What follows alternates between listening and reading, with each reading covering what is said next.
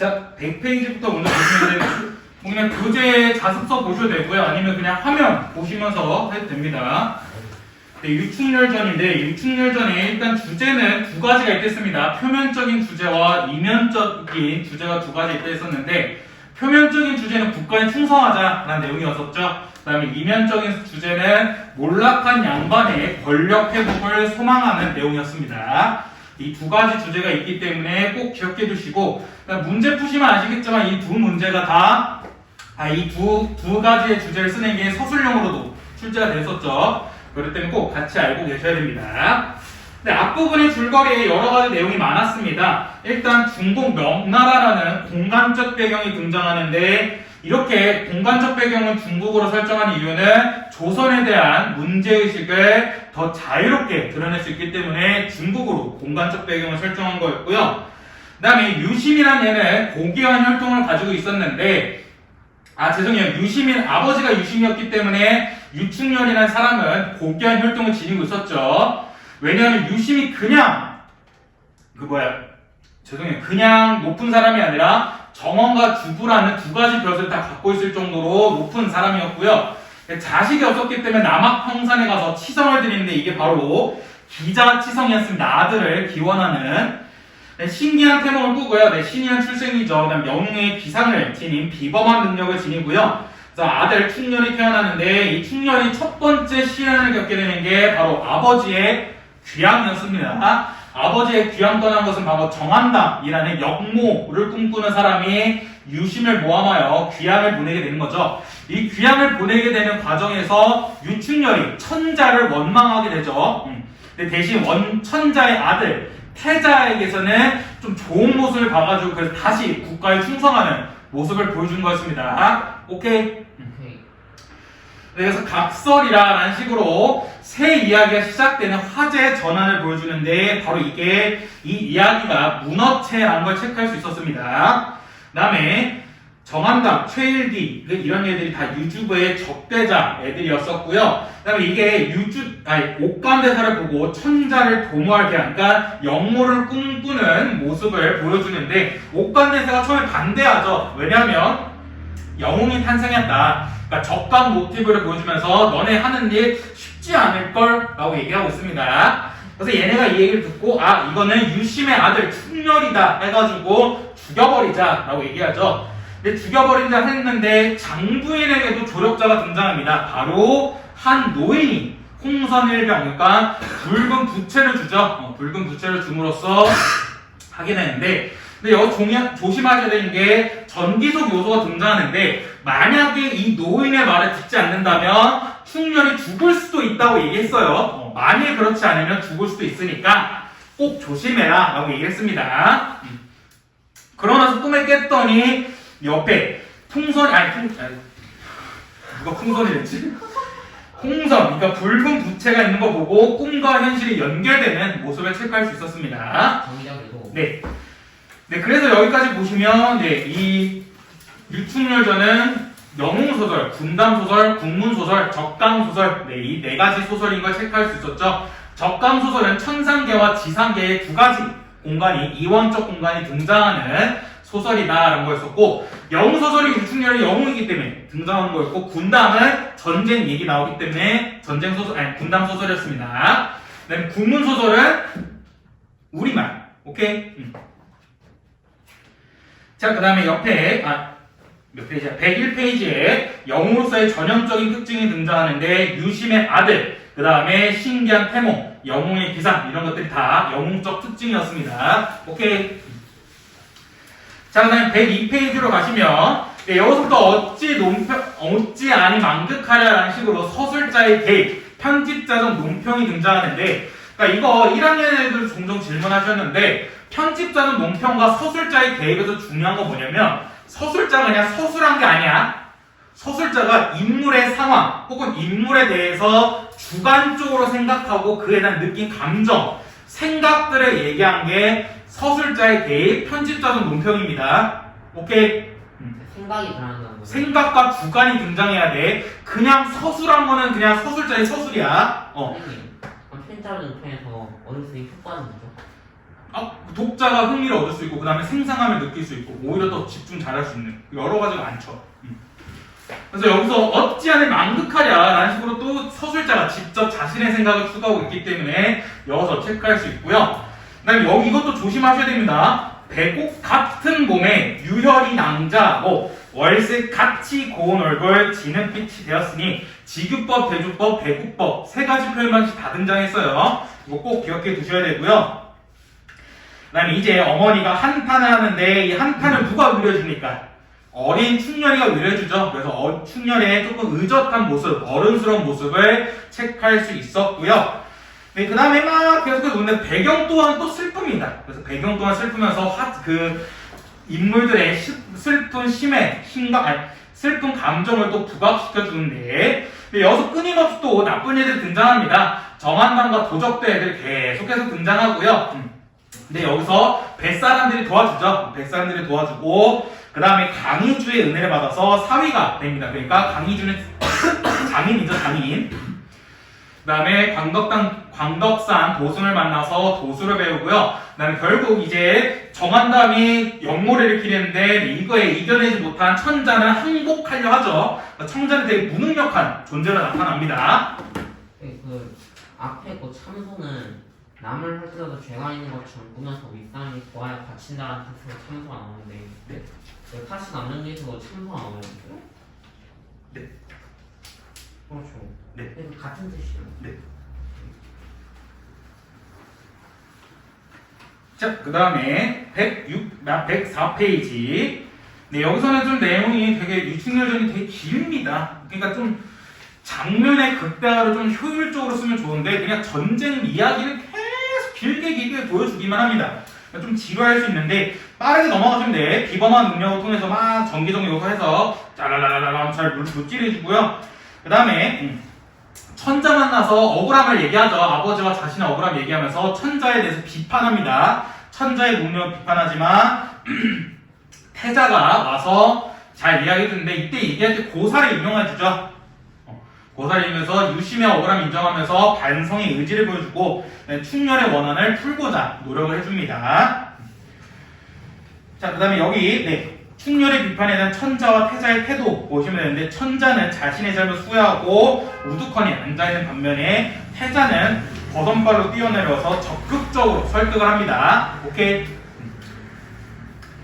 자, 그 다음에 106페이지에 그래서 이 모습을 본 충렬이 태도 변화하면서 충성심을 보여주죠. 그래서 여기서 체크할 수 있고요. 그 다음에 쭉쭉 넘어가셔서 뭐 특별하게 볼 건 없었습니다. 자, 이제 사시남정기로 갑시다. 사시남정기.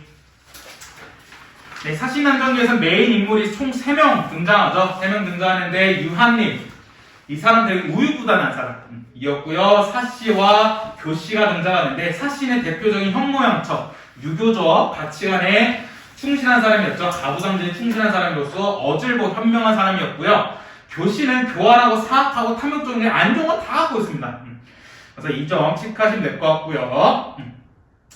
네, 그 다음에 사신안정기 역시 중국을 배경으로 하고 있습니다. 그게 이제 일부 다처제의 사회 문화적 배경이 좀 더 우리나라보다 명나라에서 잘 등장했기 때문에 그래서 명나라를 배경으로 삼았고요. 네, 그다음 여기 뭐 그렇게 크게 어려운 게 없었고 사신안정기 역시 조심하시는 게 한글 소설이었었고 첩첩 간의 갈등과 건성징악을 보여주는 게 중요했습니다.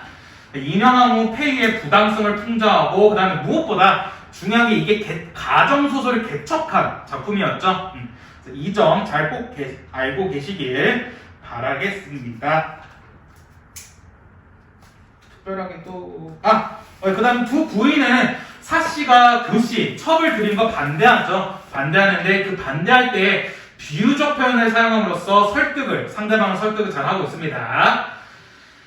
네, 그 다음에 뭐 특별하게 어려운 거 없고 그 다음에 여기 225페이지에 사신함정기에 등장한 당시의 사회상 잘 보시면 되는데 효, 중시, 그 다음에 가문을 이어가는 걸 중요시하고 대를 잇기 위해 첩을 들이는 것도 부녀자의 덕행이라 생각하고요. 첩을 두는 관습을 당연한 것이라 생각합니다.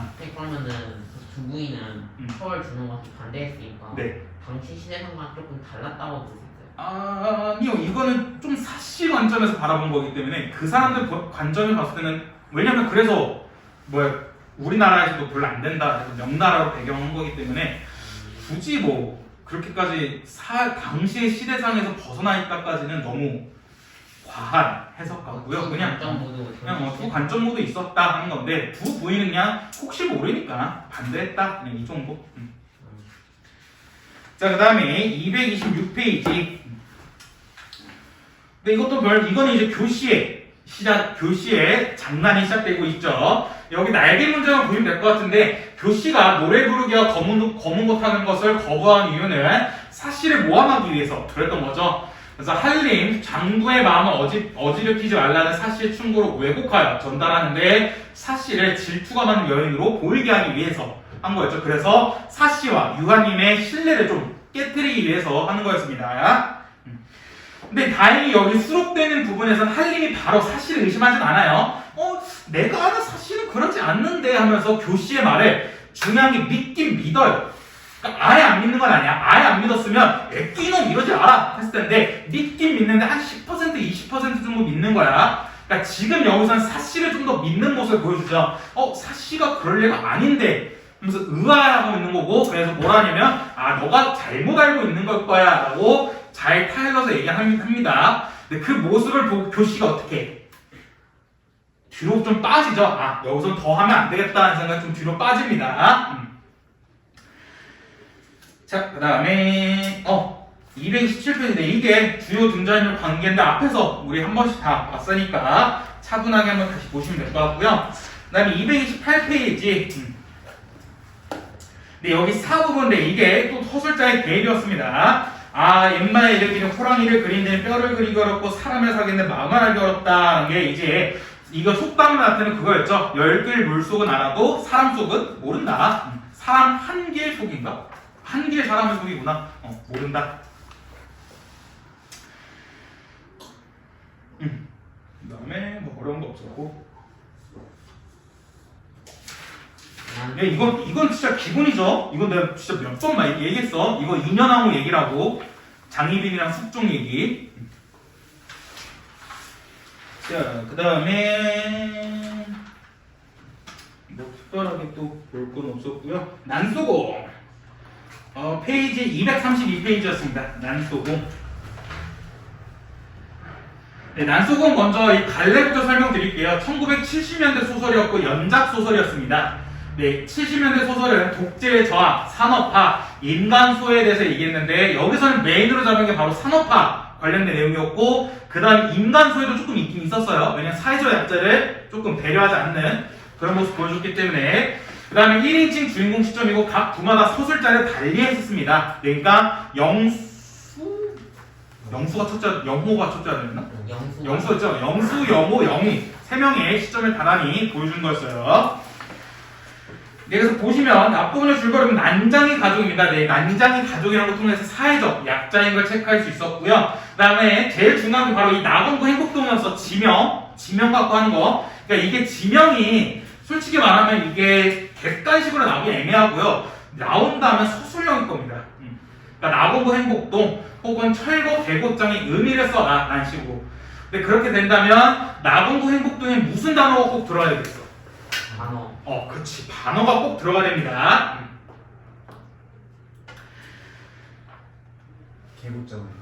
개고장은 아무튼 둘 다 어려운 거 그게 좀 난장이 살면 힘겹게 만든 거지 철거 개고장에 꼭 뭐 들어가야 되는 단어는 없을 겁니다. 근데 대신 나건구 행복동에서 제일 메인은 단어법이죠. 내가 이 작품은 중요한 게 형이라는 걸 통해서 영호의 시점인 걸 알 수 있었어요. 영호의 시점이었고요. 네, 그 다음에 여기 이제 처음 부분은 조금 그 과거를 얘기한 거였죠. 그러니까 얘네가 공장에서 노동자 했을 때 그때 시점을 얘기한 거였는데 그래서 여기서 노동 환경이 열악한 반면에 회사 상황은 점차 좋아지는 모습을 계속해서 보여줬고 노동자의 그 대우에 대해서 얘기했습니다. 네, 그래서 이걸 제일 조심하는 거였죠. 233페이지에 주요 소재의 역할, 나건구 행복동. 네, 이거 꼭 기억해 두세요. 자, 그 다음에 234페이지 한 것이었는데 그러니까 이것도 중요했죠. 왜 회사 사람들이 얘네들한테 계속 공찰하고 왜 모여드는 거 싫어하게 하냐? 바로 비판적 인식을 갖지 않게 하는 거였고 또 하나 추가하는 게 얘네들끼리 이간질 시키는 거였지. 노동자들끼리 이간질 시키는 게 회사 사람들의 방법이었어. 그다음에 여기 제일 슬픈 게 나무 얘기였잖아. 나무인데 나무는 무럭무럭 잘 자라지만 근데 사람은 노동자는 되게 삐쩍 말라 있고 그런 모습을 통해서 좀 모순된 현실을 보여주는 파트였었죠. 그래서 이게 좀 슬펐죠. 우리 집에는 나무가 없습니다. 나는 건강하지 못합니다를 통해서 나무보다 못한 노동자의 삶을 풍자하고 있다는 거. 그다음에 이제 라에서는 현재의 상황으로 돌아오고요. 영의를 계속 찾고 있는 거였고 그래서 조심하시는 게 과거 얘기하고 현재 얘기하는데 과거는 조심하시는 게 직접 제시였습니다. 요약적 제시, 말하기 방식이었는데 얘는 사건의 전개 속도가 빠르고 그다음에 현재는 대화나 그러니까 영수와 영호의 대화를 중심으로 얘기를 해. 오케이? 이건 간접 제시였지. 간접 제시요? 극적 제시였고 극적 플러스 간접인 거죠? 아니 극적 제시가 그냥 간접 제시야. 근데 이렇게 쓰면 독자의 상상력을 더 자극시켰겠지. 그 다음에 더 생생함을 느낄 수 있댔어. 그래서 이런 대화를 통해서 비극성을 더 고조시키거나 강조시키는 거였습니다. 오케이?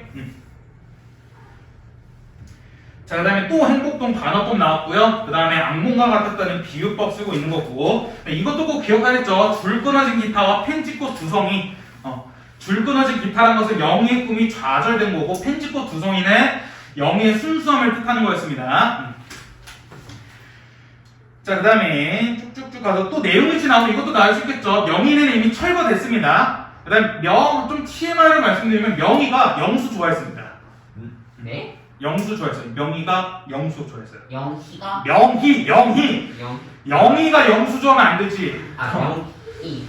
그러네요. 명희. 오케이. 네. 너무 좋아하는 거 아니야? 이분? 네, 명희가 영수를 좋아했습니다. 그래서 거기 나온 게 얘네 집 무너지잖아. 거기 걔네 벽에 시멘트 바를 때 명희가 아닌가? 명희가 아니라 영호인가? 영호가 낙서해. 명희 언니는 영수 오빠 좋아한대요 이렇게. 그것도 그냥 빡 부셔져. 와. 네, 그 다음에 얘네 또 이제 밥 먹죠. 근데 밥 먹는 거 얘네 철거원들이 뭐라고 어떻게 해? 기다려주는 거야. 기다려주는데, 근데 이렇게 밥 먹는 거 보면서 냉정하고 차분한 태도를 보여주는데, 이걸 통해서 더 비극성이 심화되는 거였지. 그 다음에, 여기 줄 끊어진 기타와 펜지꽃 두성이 얘네 꼭 영희가 가져간 거 의미 꼭 같이 알고 계시고요. 소재 의미, 쇠고기랑 쇠망치를 든 사람들도 꼭 알고 계세요. 그 다음에 얘네 이제 기다려줬다가, 그 다음에 이제 밥 다 먹고 뿌시죠. 뿌시는데 지섭이 따집니다. 지섭이 따지는데, 너네 뭐 한 거 아니야? 근데, 당당히 얘기해서, 우리 법에도 안 했다. 그래서 자신의 행동에 정당화를 한 거였고요. 이제 막 얘기하는데, 이 지섭이 말하는 파트가 바로 작가의 문제의식을 볼 수 있는 파트였었습니다. 꼭 기억해 두시고요. 지섭이 행동이 갖는 의미 꼭 알아두시고, 그래서 지식인의 역할과 참여가 중요함을 부각한다. 그래서 이거 얘기하면서 내가 그 얘기 했었죠. 전태일 그분 얘기하면서 전태일 그분이 돌아가시기 전에 했던 말이 나에게도 좀 똑똑한 친구들이 있었으면 좋겠다라는 말에 지식인들이 더 그랬었다고. 자, 이제 마지막 파트에서는 아는 사람이 말하게 하라라는 식으로 이제 아버지는 가만히 있고요. 근데 제일 중요한 게 이거였습니다. 또 시험에 종종 나오는 게 아버지의 작은 그림자. 작은 그림자는 건 정말 아버지가 약자라는 걸 보여주는 거였어. 그 다음에 아버지와 지섭이 이상향을 갖고 있으니까 영호는 이게 이상하다 생각하는 거야. 그래서 그런 모습을 보여줬던 게 바로 그랬었고요. 근데 영희는 돌아오지만 아버지는 죽은 이야기가 바로 난소공 이야기였습니다. 슬프죠? 이 제목의 의미도 꼭 알고 계시고요. 난쟁이란 것은 신체적 장애, 소외된 사회적 약자를 얘기하고, 소아올리는 탈출하기 위한 적극적 행위, 지향성을 얘기한 거였고, 작은 공은 염원을 얘기한 거였는데, 근데 이게 결국 끝에는 어떻게 된다고? 떨어져. 다시 떨어지는데 이게 또 난장이가 올렸기 때문에 높이도 올라가고 떨어지기 때문에 결국 현실은 좌절된다. 좀 슬프죠? 자, 그 다음에 두 작품 남았습니다. 만보는 저녁 3보를 얘기함으로써 자기 자신의 죄송합니다. 294페이지 죄송해요. 294페이지 만보는 저녁 3보로서 자기 자신을 되돌아보는 시간이었고요. 그러니까 이거는 이황이 자신이 항적 그 성취를 이루지 못한 것인데 조금 겸손한 태도가 셌었죠. 그걸 체크하시면 될 것 같습니다. 그러니까 잊기를 자주 하여라는 거는 이제 이 사람이 인생의 황혼기에 접어들었기 때문에 잊기를 자주 하는 거였는데 이것도 한마디로 그냥 겸손의 태도였었죠. 그다음에 어지러이 뽑아놓은 책들은 끊임없이 계속해서 공부하기 때문에 책이 어지럽게 있었다라는 거였고, 해는 문득 서쪽으로 기운다는 것은 시간의 흐름, 황혼기라는 걸 체크할 수 있었고요. 바로 이러한 저녁이 성찰의 시간이다라는 걸 체크할 수 있었습니다. 이 사람이 이제 마당 가운데 내려서서 자신의 삶을 성찰하기 시작함으로써 공간의 이동을 하고 있고요. 그러니까 밥 짓는 연기 이런 것들이 다 화자와 대비되는 처지였었죠. 특히 이제 가을 거지는 확실하게 대조 대비되는 요소였습니다. 왜냐하면 가을 거지라는 것은 수확하는 거지만 이 사람은 지금 수확하지 못했다라는 거였죠. 그 다음에 갈까마귀, 해오랑이 역시 다 화자와 대비되는 거였었고요. 수건이 오래도록 풀리지 않네라는 건데 이거는 스스로 나태해진 것을 경계함으로써 겸손한 삶을 추구하는 게 바로 수건이 오래도록 풀리지 않는다라는 거였고, 그다음에 얘는 이제 죄송해요. 이런 얘기를 할 사람은 없기 때문에 검은 거만 둥둥 파는 모습을 보여주는 게 바로 만보였습니다. 오케이. 만보에도 도치가 있어요. 도치. 자, 넘어가셨어. 누군가는 314페이지. 이게 제일 쉬웠어요. 그러니까요.